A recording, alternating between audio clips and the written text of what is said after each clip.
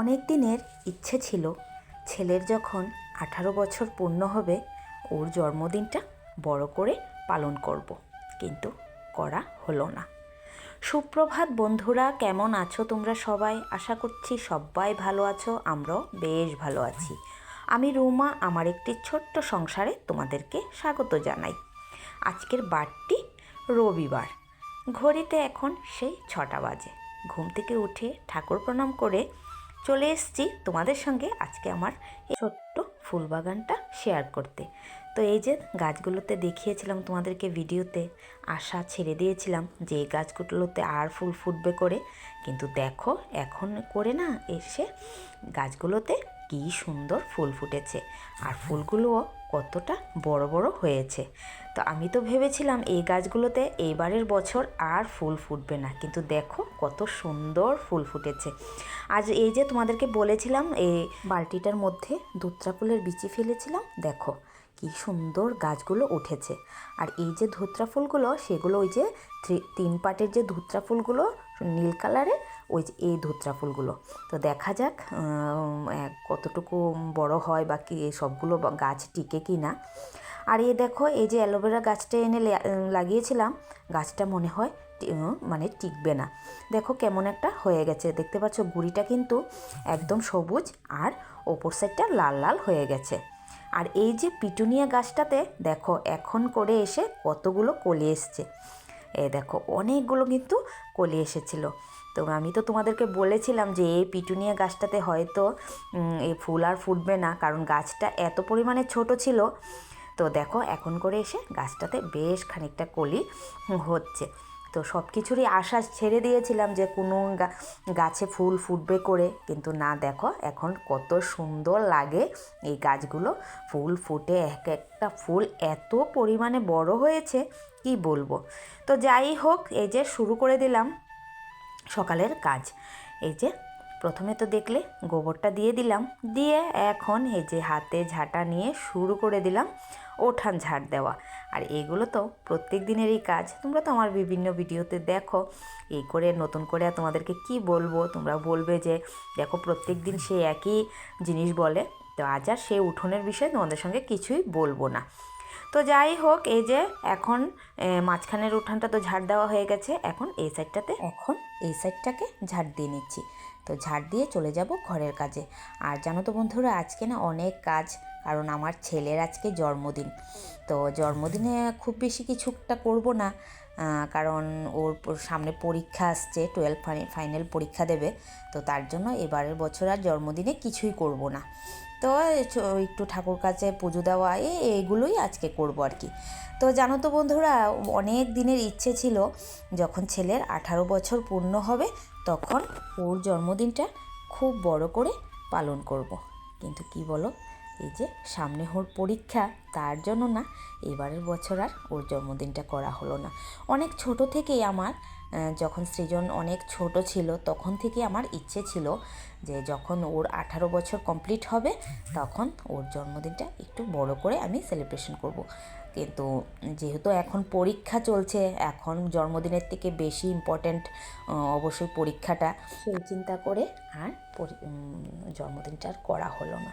তো যাই হোক বন্ধুরা, দেখো এখন করে কিন্তু নতুন একটা কাজ শুরু হয়েছে আমার। জানো তো বন্ধুরা, আমার যে রান্নাঘরে আমি কিছুই এখন রাখতে পারছি না, যা কিছু রাখছি সব কিছু ইঁদুরে খেয়ে নিচ্ছে।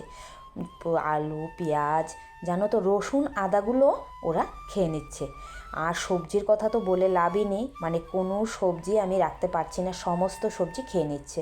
তো প্রত্যেক দিন রাতের বেলা যা যা থাকে, এই যে সবজি, আলু, পেঁয়াজ বা অন্য যে যা কিছুই থাকে সব কিছু আমার না এই ঘরে এনে রাখতে হয়, নয়তো সব ইঁদুরে খেয়ে ফেলছে।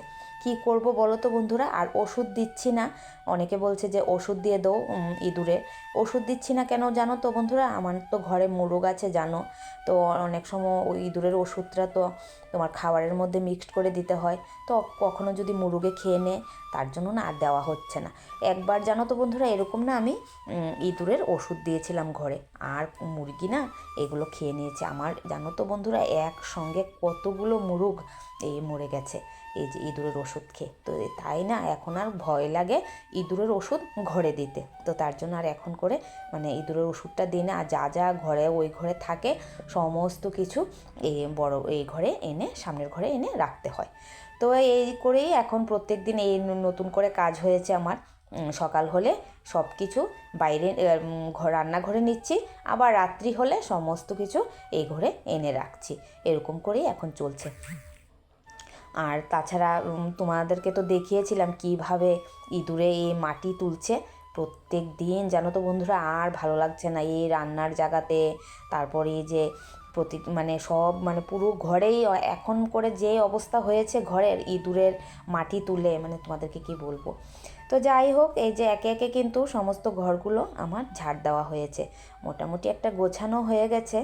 এখন এই যে বারান্দাটা ঝাড় দিয়ে নিলেই হয়ে যাবে, তারপর মুছে নেব ঘরটা। তো আজকে না বেশ কিছুটা কাপড়ও আছে, তো সেগুলো ধুয়ে দেব।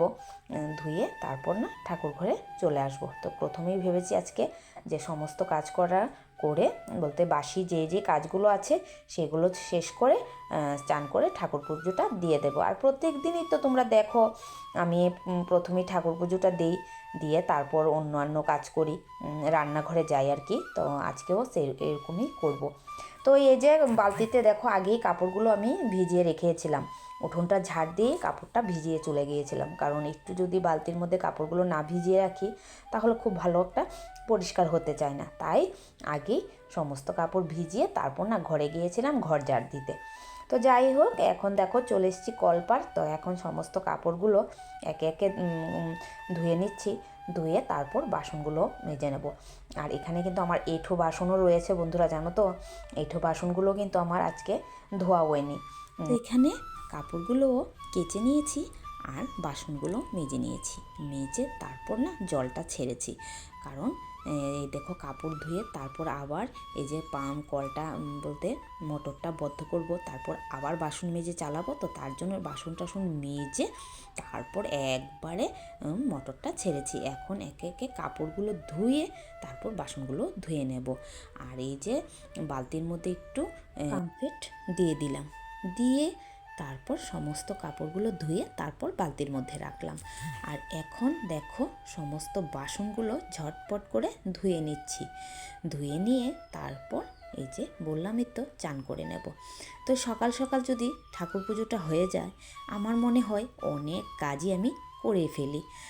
আর যদি মনে করি যে পুজোটা একটু লেট করে দেব, তাহলে মনে করি জানো তো বন্ধুরা ওই দিন না আমার সমস্ত কাজই থেকে যায়। কেন যেন শরীরে না একটা অলসতা চলে আসে, ওই করব দিব করছি এরকম করতে করতে না কখন যে বেলা হয়ে যায় নিজেও বলতে পারি না। তাই সবসময় চেষ্টা করি সকাল সকাল সমস্ত কাজগুলো সেরে আগে ঠাকুরটা দিতে দিয়ে তারপরে চা খাওয়া রান্নাবান্না যা কিছু সম্ভব হয় সেগুলো করা। তো এই যে দেখো এখন কিন্তু এই সমস্ত কাপড়গুলো দিয়ে দিচ্ছি। আর তার মাঝে তোমাদের দাদাভাই দেখো মাছ দিয়ে গেছে। আর যে মাছটা আমি সবচেয়ে বেশি ভয় পাই সেই মাছটাই আজকে ঘরে এসছে। এই দেখো শিং মাছ আনা হয়েছে। আর জানো তো বন্ধুরা এত পরিমাণে শিং মাছ আমার ভয় করে, আর কখন মানে একটুনি হাতে লেগে যায় সেই চিন্তাটা সবসময় মাথার থাকে। তো আজকে শিং মাছ রান্না হবে। তো এই যে একটা বাটির মধ্যে প্রথমে দুটো মাছ নিয়ে নিচ্ছি। আর এই দেখো কত বড় এই মাছটা, তো বড় মাছটাকে আজকে রান্না করব।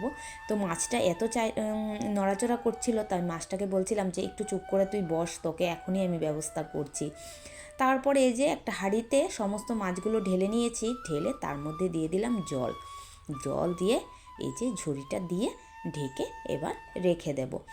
আর এইগুলো রেখে তারপর এই যে এই মাছগুলোকে তো কাটতে হবে। তো এই যে মাছগুলোর মধ্যে না নুন দিয়ে দিলাম, নুন দিয়ে দিলে মাছগুলো সব মরে যায়, তাহলে না কাটতে খুব সুবিধে হয়। তো তার জন্য সবসময় আমি যখনই ঘরে শিং মাছ আসে তখনই আমি মাছের মধ্যে সবসময় নুন দিয়ে এরকম করে ঢেকে রেখে দিই। ঘন্টাখানেক গেলে সমস্ত মাছগুলো মরে যায়। তো সবসময় আমি এরকমভাবেই শিং মাছগুলোকে মানে কাটি আর কি। আর নয়তো এই মাছগুলো সব কী বলবো, ধরাই জানা, এত মাছগুলো মানে নড়াচড়া করে। তো যাই হোক, ওই যে শিব পূজার যে ঘরটা সেটা কিন্তু আর নাড়ানো হয়নি। অমাবস্যা গিয়েছে, তারপরে শনিবার, এরকম করে আর নাড়ানো হয়নি। তো যাই হোক, তো আজকে না এই ঘরটাকে একটু নাড়াতেই হবে, কারণ ঘরটা অনেক দিন হয়ে গেছে। আর ঠাকুরমশাই, প্রথমে ভেবেছিলাম যে ঠাকুরমশাই আসলে হয়তো ঘরটা নাড়িয়ে দেবে, কিন্তু দেখা যাচ্ছে আজকে অনেক দিন হয়ে গেছে ঠাকুরমশাই আর আসার কোনো নামই নেই। তো আমি ফোন করে জিজ্ঞাসা করেছিলাম, বলেছে যে তুমি ঘর নাড়িয়ে নাও, কিছু হবে না। তো আমার জিনিসগুলো আমি একদিন এসে নিয়ে যাব, তাই আমি এখন ঘরটাকে নাড়িয়ে নিচ্ছি। তো এই যে ধান টানগুলো সমস্ত মানে আবির ধান যা আছে সেই সবগুলো এই যে ঘটের মধ্যেই আমি এগুলো রেখে দিচ্ছি। রেখে দিয়ে তারপর পাশের বাড়ির কাকিমা তারার বাড়ির মানে পুকুর আছে একটা ছোট মতন, তো ওই পুকুরে এটা ঘরটা দিয়ে আসব। তো এই যে সমস্তটা সুন্দর করে পরিষ্কার করে নিয়েছি, তাহলে চলো ঘরটাকে নিয়ে দিয়ে আসি। তো ভেবেছিলাম যে তোমাদের সঙ্গে ভিডিও করব, কিন্তু মোবাইলও হাতে করে নিয়ে গেছি। তারপর পুকুর পাড় গিয়ে দেখি, জানো তো বন্ধুরা, কেউ নেই যে একটু ভিডিওটা আমাকে করে দেবে। তো তাই আর তোমাদের সঙ্গে না কোনো রকম ভিডিও করতে পারলাম না। তো এই যে বন্ধুরা, সমস্ত কিছু পরিষ্কার পরিচ্ছন্ন করে তারপর চলে এসেছি। এই যে ঠাকুরেরও কিন্তু সমস্ত কিছু যোগাযন্ত্র করে নিয়েছি। আর আজকে কাউকে পাইনি একটু মিষ্টি আনতে। তো দেখো কি করব। তো এই যে একটা মানে পেঁপে ছিল, তো পেঁপেটা না একদম পেকে গেছে। তো পেকে গেছে বলে তো এই পেঁপেটাকে কেটে পুজোতে দিয়ে দিচ্ছি। তো যেহেতু এখন আর কিছুই মানে আনতে পারবো না, কেউ নেই যে কাউকে দিয়ে একটু মিষ্টি এনে পুজো দেব, তো তাই এই পেঁপেটা আর এই যে একটা ছিল কমলা, সেটা দিয়ে আজকে ঠাকুরকে পুজো দেব। আর দেখা যাক সন্ধ্যার সময় হয়তো কিছু এনে তারপর ভালো করে ঠাকুরকে পুজো দেব। আর ইচ্ছে ছিল আজকে যেহেতু সৃজনের জন্মদিন, ওর জন্মদিনে একটু ঠাকুর বাড়িতে যাব। তো জানো তো আর যাওয়া হলো না। আর যেহেতু ওরও খুব চাপ, পরীক্ষা সামনে, পড়ারও চাপ আছে, তো তার জন্য আর জানো তো কিছুই আর করা হলো না। তাই তোমাদের দাদাভাইও বলছে ছেড়ে দাও, এবার কিছু করতে হবে না, সামনে বছর দেখা যাক। তো যেহেতু ছেলের জন্মদিন, বলো বন্ধুরা, নিজের কি মনটা মানে, তো যতই হোক একটু একটা তো কেক এনে কাটাতেই হয়, ঠিক না বন্ধুরা? তো যাই হোক, তোমাদের সঙ্গে কিন্তু কথা বলতে বলতে আমি অনেকগুলো কাজই করে নিয়েছি।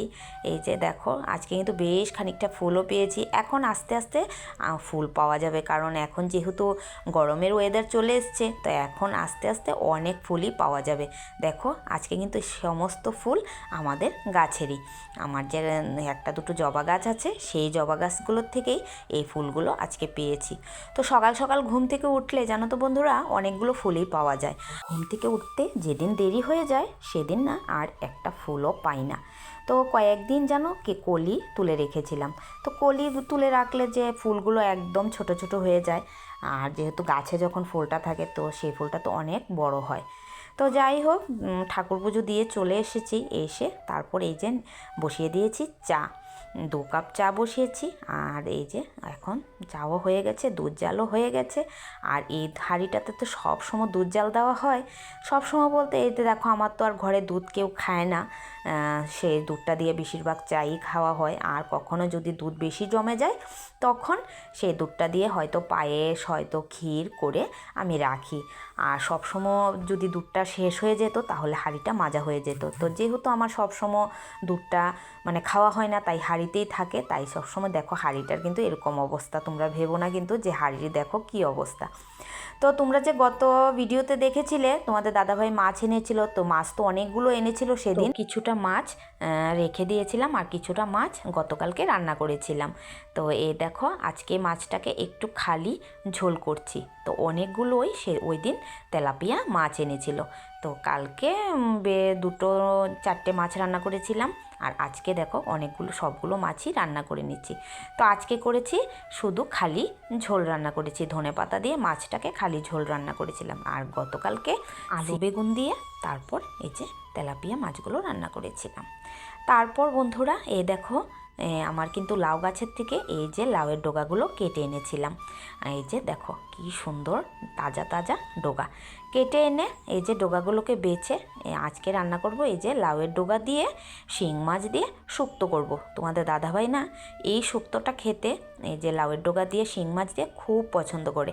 আমি এর আগেও একদিন ভিডিওতে তোমাদেরকে দেখিয়েছিলাম এই যে শিং মাছ দিয়ে লাউয়ের ডগা দিয়ে শুক্তো করেছিলাম। তো আজকেও আবার দেখো তো মাছ এখানে ভেজে রেখেছি।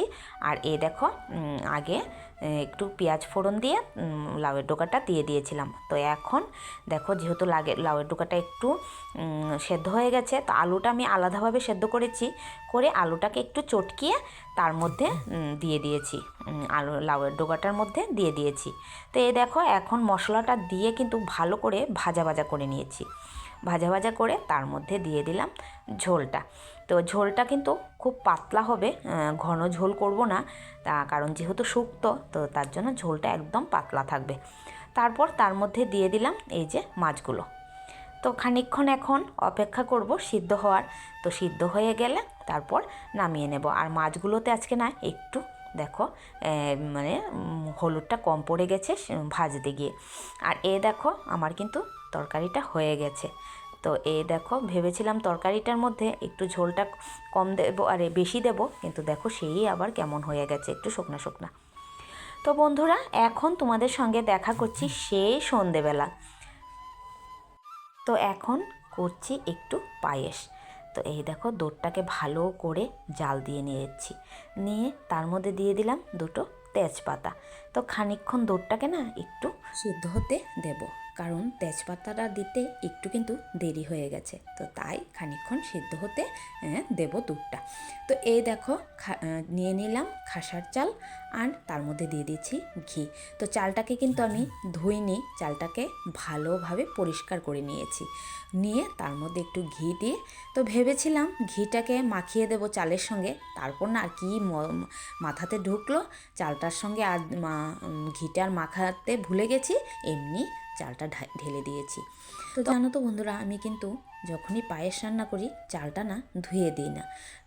আমার যে তো জানো তো বন্ধুরা আমি যখনই পায়েস করি খাসার চালটাকে কিন্তু আমি ধুয়ে দিই না, হাতের সাহায্যে ভালো করে পরিষ্কার করে তারপর এটা আমি দুধের মধ্যে দিয়ে দিই। তারপর এই দেখো বন্ধুরা একটা খেজুরের গুড় ছিল, খেজুরের গুড়ের চাকা, তো সেই গুড়টাকে ভালো করে কেটে নিয়েছি। আর এখানে নিয়ে নিলাম কাজু আর কিশমিশ। তো এখন দুধে সেটা দিয়ে দিলাম, দিয়ে খানিকক্ষণ নাড়িয়ে চাড়িয়ে বাস আমি কিন্তু গ্যাসটাকে অফ করে দেব। কারণ যদি দিয়ে পায়েসটা করছি কখনো না মানে গুড় দিয়ে পায়েস করলে যদি মানে গ্যাসটা জ্বালানো থাকে তাহলে হয়তো মানে কেটে যাওয়ার ভয় থাকে। তো তার জন্য আর মানে গ্যাসটাকে এখন আর জ্বালাবো না, গ্যাসটা অফ করে দেব, দিয়ে তারপর গুড়টাকে দিয়ে এই যে নাড়িয়ে চাড়িয়ে না রেখে দেব ঢেকে। তো ঢেকে রেখে দিলে গুড়টাও গলে যাবে, তো সুন্দর কিন্তু পায়েসও মানে মিষ্টি ভাব চলে আসবে। তো এদিকে পায়েসটাকে করে মানে বানিয়ে নিয়েছি, বানিয়ে তারপর ঢেকে এসেছি। এখন চলে এসেছি ঘরটাকে একটু গুছিয়ে নেব, কারণ ওই যে একটা কেক আনানো হয়েছে, তো তার মধ্যে পায়েস বানিয়ে শেষ করেছি পরে সৃজনের দুজন বন্ধু ফোন করেছে, বলছে যে আমরা আসছি। তো ওরা আর কিছু বলেনি কেন আসছে, তো আমরা বুঝতে পেরেছি যে ওরা এসে কেক কাটবে ওরা, তো তার জন্য এখন একটু ঘরটাকে গুছিয়ে নিচ্ছি। আর যেহেতু আমিও তো একটা কেক আনিয়েছি তো সেটাও কাটবে। তো যাই হোক এই যে দেখো মাত্র কিছুদিন হলো, তোমরা তো দেখলে আমি যে শিব চতুর্দশীর আগে এগুলো পরিষ্কার করেছিলাম, দেখো তার মধ্যে এখন না এই যে কাপড়গুলো ধুয়ে দিয়েছিলাম সেগুলো কিন্তু লাগানো আমার হয়নি, কারণ এতদিন কাজের চাপের জন্য আমি লাগাতে পারিনি। তো এখন এসছি যে সমস্ত এই যে শোকেজের কাভার কিংবা পর্দাগুলো লাগিয়ে নেওয়ার জন্য। আর জানো তো বন্ধুরা এসে দেখি এত পরিমাণে সমস্ত কিছু যেন ধুলো পড়ে আছে, তো তাই আর জানো তো এগুলো লাগাতেই পারছিলাম না। তো তাড়াতাড়ি করে আবার সব কিছু পরিষ্কার করলাম, করে তারপর না এগুলো এই যে জানলার পর্দা, দরজার পর্দা, তারপরে এই যে শোকেজের কাভারগুলো লাগিয়েছি। আর তার মধ্যে কিন্তু এই যে সোবার কাপড় টাপড় এগুলো কিন্তু আমার বেশ খানিকটা লাগানো হয়নি। এই দেখো এগুলো যা ধুয়ে ধুয়ে রেখে দিয়েছিলাম। তো এই যে গোছাবো গোছাবো করে, আর জানোই তো একটা পুজো করলে ঘরের মধ্যে কতখানি চাপ থাকে। আর যেহেতু আমি একা মানুষ আর এতজন মানুষ মিলে পুজো করেছে, তো যতই মানুষ থাকুক না কেন নিজের ঘরেরটা তো নিজেকেই করতে হয়, ঠিক না বন্ধুরা? তো যাই হোক, এই যে এখন কিন্তু এই বেডশিটটাকে এই সোফাগুলোতে লাগিয়ে নিয়েছি। আর জানো তো বন্ধুরা, এই সোফাগুলো ফেলে দিতে আমার কিন্তু বড্ড খারাপ লাগে, কারণ এগুলো আমার বিয়ের সোফা, বিয়েতে দিয়েছিল। তো তার জন্য এগুলোকে না আমি সবসময় খুব যত্ন করে রাখি। তোমাদের দাদাভাই কখনো বলে যে এগুলোকে কেন রাখছো, বা এগুলোকে এখন সরিয়ে নিলেও পারো। তো কোথায় ফেলবো বলো, এগুলো কি এত ভালো রয়েছে আর নষ্টও হয়নি এখনও। তো তার জন্য না আমার একদম ভালো লাগে না, আর যতই হোক বিয়ের স্মৃতি। তো যাই হোক বন্ধুরা, এই দেখো সমস্ত ঘরটা কিন্তু সুন্দর করে গোছানো হয়ে গেছে। তো এই দেখো কিন্তু সুন্দর করে গোছানো হয়ে গেছে ঘরটা। তো আরেকটু ডেকোরেশন করা বাকি ছিল, সেটা করে নিলাম। দেখো কেমন লাগছে অবশ্যই কমেন্টে জানিও। আর এই দেখো পায়েস করেছিলাম, তো এখানে নিয়ে নিয়েছি পায়েস, আর এখানে রেখে দেবো কেক। আর তাছাড়া জানো তো বন্ধুরা, সৃজনের কাকু সে ওর জন্য এতগুলো বেলুন নিয়ে এসছে। ও আমি বলেছি বেলুনের দরকার নেই, কারণ যেহেতু এমনি জন্মদিনটা করব, কোনো কিছু তো আর করব না, শুধু পায়েসটা বানিয়েছি আর শুধু কেক, এতটুকুই, বেলুনের দরকার নেই। ও জানো তো এতগুলো বেলুন নিয়ে এসছে, তাই ও এনে বলছে তোমাদের কেউর কিছু করতে হবে না, আমিই সুন্দর করে সাজিয়ে দিচ্ছি। তো এই দেখো কত সুন্দর করে সে ঘরটাকে সাজিয়ে দিয়েছে। আর এই দেখো সৃজনের বন্ধু দ্বারাও কিন্তু কেক নিয়ে এসছে। তার ওদের বাড়ি, সৃজনের যে তারা বন্ধুরা সবার বাড়ি পাশাপাশি আছে আমাদের, তাই ওরা এসছে রাত্রে ওর সৃজনের জন্মদিনটা সেলিব্রেট করতে। তো সবার বাড়ি মোটামুটি অনেকটাই কাছাকাছি। আর যেহেতু এখন পরীক্ষা, দেখো বন্ধুরা আমিও চাইবো না যে কিছু দূরে গিয়ে মানে কোনো কারোর জন্মদিনে যাক বা কারোর জন্মদিন পালন করুক, আমিও সেটা চাইবো না। তো ওদেরকেও আমি যখন বলেছে যে না আর আসবে বলে, তো আমিও না করেছিলাম, সৃজনকে বলে না করো ওদেরকে আসতে, সামনে পরীক্ষা, পড়া নষ্ট করে আসার দরকার নেই, কিন্তু না তারা তাও আসবে। তো যাই হোক এখন কিন্তু এই দেখো কেক কাটা হয়ে গেছে। তো একে অপরকে কেক খাওয়ানো হচ্ছে। তো চলো বন্ধুরা ভিডিওটা দেখতে থাকো।